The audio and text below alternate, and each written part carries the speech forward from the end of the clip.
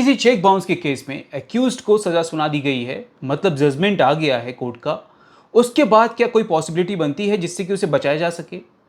या फिर जजमेंट आने के बाद अगर पार्टीज आपस में सेटलमेंट करना चाहती है तो क्या यह पॉसिबल है जो जजमेंट आने के बाद पार्टीज आपस में सेटलमेंट कर सकती है, सुलह कर सकती है? अभी हाल ही में ऑनरेबल सुप्रीम कोर्ट के पास भी एक ऐसा ही मैटर आया। ये मैटर पहले ट्रायल कोर्ट में चला, ट्रायल कोर्ट ने जजमेंट सुना दिया, उसके बाद ये हाई कोर्ट पहुंचते हैं, हाई कोर्ट भी इसे इनकार कर देता है इस सेटलमेंट को, तब ये पहुंचते हैं ऑनरेबल सुप्रीम कोर्ट के पास और इस मैटर की सुनवाई होती है सुप्रीम कोर्ट के अंदर। आज इस वीडियो के अंदर हम यही समझने वाले हैं जो ऑनरेबल सुप्रीम कोर्ट का इस मैटर के ऊपर क्या कहना रहा है। साथ ही ये भी समझेंगे जो अगर मान लेते हैं एक्यूज्ड के ऊपर अगर किसी भी तरह का सजा सुना दिया गया है, उसके बाद भी अगर पार्टीज आपस में सेटलमेंट करती हैं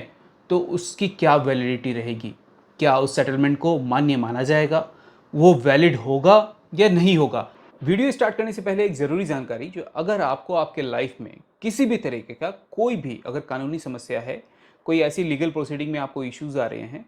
उसका आपको सॉल्यूशन चाहिए, तो आप मेरे टीम के साथ कनेक्ट हो सकते हैं। इसके लिए मैं डिस्क्रिप्शन में आपको लिंक दे रहा हूँ। अब वहाँ से जाकर के मेरे साथ किसी भी सोशल मीडिया प्लेटफॉर्म पे जैसे कि यूट्यूब, इंस्टा, फेसबुक, वहाँ से आप कनेक्ट हो सकते हैं और आपकी जो भी लीगल इश्यूज हैं उसका सॉल्यूशन मिल सकता है। सो हेलो दोस्तों, वेलकम टू माय चैनल लेक्स कॉटरी। मैं हूं आपका फ्रेंड एडवोकेट कैलाश, आज के नए लीगल ज्ञान में, और जुड़े रहिए इस चैनल के साथ। अगर आपने अभी तक सब्सक्राइब नहीं किया है तो चैनल को सब्सक्राइब कर लीजिए, क्योंकि इस चैनल के थ्रू आपको आपके लीगल राइट्स के बारे में और साथ ही आपको ऑनरेबल सुप्रीम कोर्ट के और हाई कोर्ट्स के जजमेंट के बारे में भी इस चैनल के थ्रू आपको पता चलता है। किसी भी तरह के चेक बाउंस के केस में कुछ बातों का ध्यान रखना बहुत ज़रूरी है। मैंने काफ़ी सारे वीडियोस में ये बातें बता रखी है, लेकिन मैं आज फिर से आपको ये बता रहा हूँ क्योंकि आप इस बात को ज़रूर ध्यान में रखें, क्योंकि जब भी कभी अगर आपको किसी से चेक रिसीव होता है तो आप इस बात का ध्यान रखें कि जो भी डेट चेक में डला हुआ है उसके विद इन 3 मंथ आपको बैंक में डिपॉजिट कर देना है। अगर आप इसे लैप्स कर जाते हैं फिर आपके पास कोई राइट नहीं है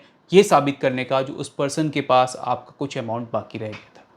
उसके बाद अगर मान लेते हैं जो आपने चेक डिपॉजिट कर दिया, तो जब भी चेक डिपॉजिट होगा उसके बाद अगर किसी भी तरह से अगर वो डिसऑनर होता है, मान लेते हैं जी इनसफिशिएंट बैलेंस की वजह से वो चेक डिसऑनर हो गया, उसके बाद आपको बैंक से एक रिसिप्ट मिलेगा जिसे कि हम मेमो बोलते हैं, और इस मेमो को आपको संभाल के रखना है, क्योंकि जिस दिन आपको ये मेमो रिसीव हुआ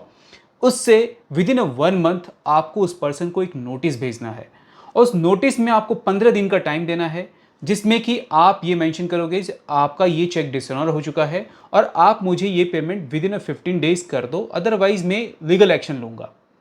अगर वो पर्सन 15 डेज के अंदर अगर पेमेंट नहीं करता है देन आप विद इन 1 मंथ उसके ऊपर केस फाइल कर सकते हो। देखिए ये टाइमिंग इतना ज़रूरी है, ये टाइमिंग मैं बार बार लोगों को इसलिए समझाता हूँ क्योंकि इस केस के अंदर टाइमिंग बहुत ज़रूरी है। अगर आपने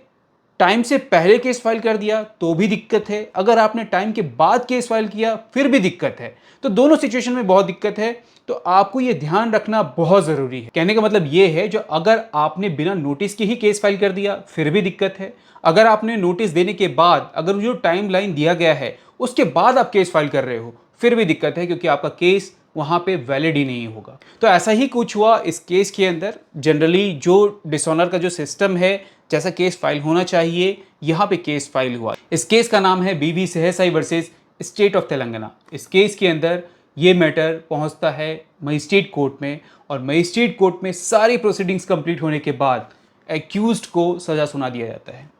अगर हम सेक्शन 138 के सज़ा के बारे में समझें, जो इसमें क्या सज़ा के प्रावधान हैं, तो इसमें आपका 2 साल का इम्प्रिजमेंट बताया गया है।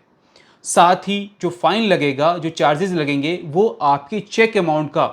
ट्वाइस ऑफ द अमाउंट हो सकता है, मतलब डबल वैल्यू हो सकती है। अगर मान लेते हैं चेक की वैल्यू अगर 10,000 है तो उसके ऊपर 20,000 तक की पेनल्टी लग सकती है, फाइन लग सकता है। तो इस एक्यूज्ड के ऊपर 2 साल की सजा सुनाई जाती है। सजा मिलने के बाद एक्यूज पहुंचता है हाई कोर्ट, और हाई कोर्ट में अपना लगाता है एक रिवीजन पिटीशन, और इसी बीच में वो सामने वाले कंप्लेनेंट से रिक्वेस्ट करता है, और रिक्वेस्ट करके वो एक सेटलमेंट कर लेता है। उन दोनों पार्टीज के बीच में सेटलमेंट हो जाती है। इसके लिए दोनों पार्टीज एक एमओयू साइन करते हैं, मेमोरेंडम ऑफ अंडरस्टैंडिंग, और इस एमओयू को साइन करके इसी का एप्लीकेशन हाई कोर्ट में भी लगाते हैं, जो आप इस सेटलमेंट को देखते हुए यहाँ पे ही इस केस को डिस्पोज ऑफ कर दीजिए।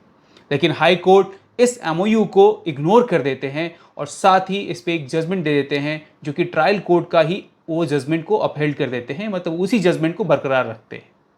और जब एक्यूज्ड को हाई कोर्ट से भी सेम ऑर्डर मिलता है तो इस ऑर्डर के मिलने के बाद एक्यूज्ड इसी ऑर्डर के अगेंस्ट में पहुंचता है ऑनरेबल सुप्रीम कोर्ट के पास। और ऑनरेबल सुप्रीम कोर्ट में जब इस मैटर पे सुनवाई किया जाता है, जब ये सारे प्रोसीडिंग्स चालू होते हैं इस केस के अंदर, तो ऑनरेबल सुप्रीम कोर्ट का ये कहना होता है कि हमारा एनआई एक्ट को लाने का जो सिर्फ और सिर्फ एक सिंगल ऑब्जेक्टिव ये था जो ट्रांजेक्शन स्मूथली चलना चाहिए। और वहाँ ऑनरेबल सुप्रीम कोर्ट के द्वारा एक अपने प्रीवियस जजमेंट का रेफरेंस दिया जाता है meters and instrument private limited versus Kanchan Mehta का, जिसमें कि ऑनरेबल सुप्रीम कोर्ट का ये कहना रहा यह एनआई एक्ट को लाने का जो भी ऑब्जेक्टिव है वो सिर्फ और सिर्फ यही है जो ट्रांजेक्शन्स स्मूथली चलनी चाहिए, जो भी कंप्लेनेंट है उसका पैसा टाइम टू टाइम मिल जाना चाहिए, बिजनेस स्मूथली चल पाए और ये जो ट्रांजेक्शन से रिलेटेड जो भी मैटर हैं वो ईजिली सॉल्व आउट हो पाए और इस पर जल्दी से जल्दी कार्रवाई हो पाए। लेकिन और यहाँ पे सेटलमेंट होने के बाद भी अगर हाई कोर्ट के द्वारा अगर ये जजमेंट सुनाया गया है तो ये गलत है और इस जजमेंट को ऑनरेबल सुप्रीम कोर्ट के द्वारा क्वेश्चन कर दिया जाता है और यहाँ पे उस सेटलमेंट को मान्य माना जाता है, उस सेटलमेंट को ही वैलिड कर दिया जाता है और उस सेटलमेंट के अकॉर्डिंग वहाँ पे जजमेंट सुना दी जाती है। लेकिन इस जजमेंट को सुनाने के बाद उस पर्सन्स के खिलाफ भी कॉस्ट लगाया जाता है जो कि कॉस्ट होता है 20% ऑफ द चेक अमाउंट का, क्योंकि उन्होंने एक कोर्ट के प्रोसीडिंग्स का पूरा टाइम बर्बाद किया है जिसके लिए ऑनरेबल सुप्रीम कोर्ट के द्वारा उनके ऊपर कॉस्ट भी चार्ज किया जाता है। तो यहाँ पे दो बातें क्लियर हो चुकी है, जो चेक बाउंस के मैटर जितने भी होते हैं